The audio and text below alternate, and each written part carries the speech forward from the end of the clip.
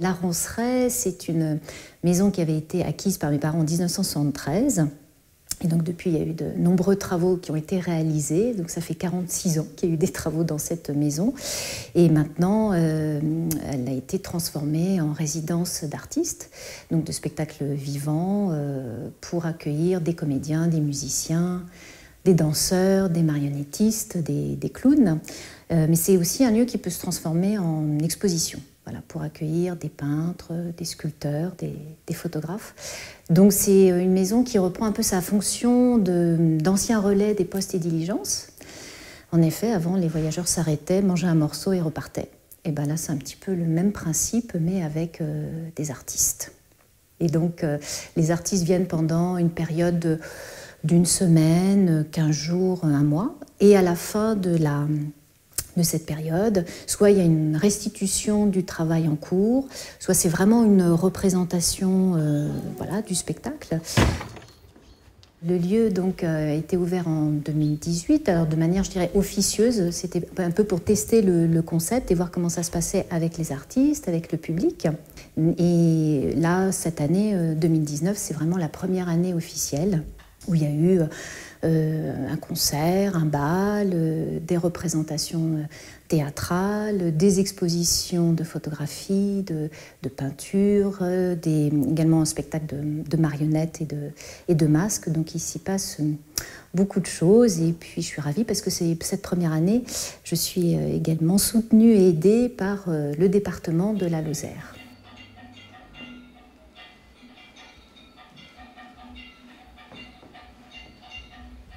Je viens de la danse contemporaine.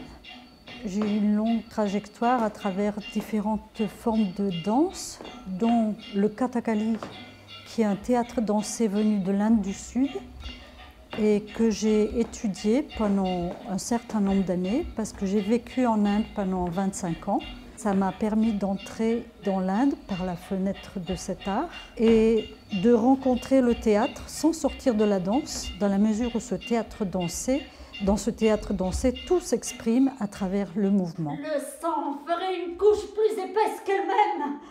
N'y a-t-il pas assez de pluie dans les cieux cléments pour la rendre blanche comme neige?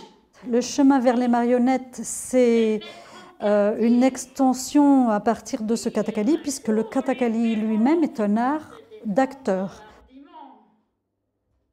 C'est de mon cru que d'avoir cherché à transcrire cet art d'acteurs réels à travers des marionnettes.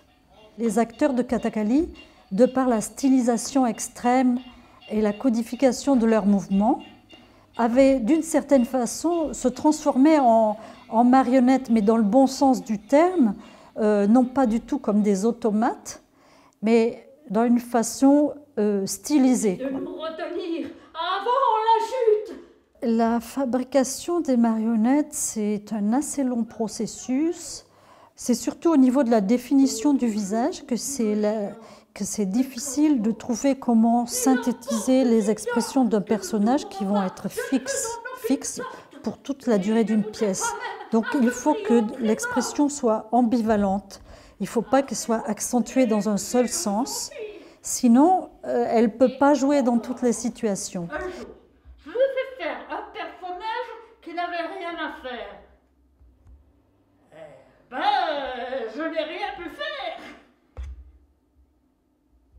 Dans les masques, il y en a de différentes sortes. Il y a le masque entier, qui est le masque de Yago, et les demi-masques où on voit la partie basse du visage de l'acteur qui joue en fonction de la forme de la bouche, justement.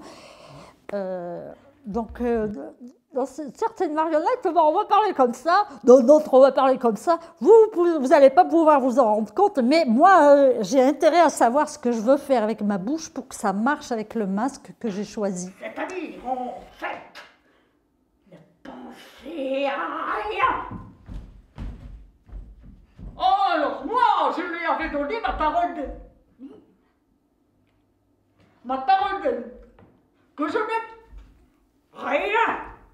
Il y a aussi l'ouverture des yeux qui, selon la forme qu'elle a, va donner quelque chose de particulier au regard.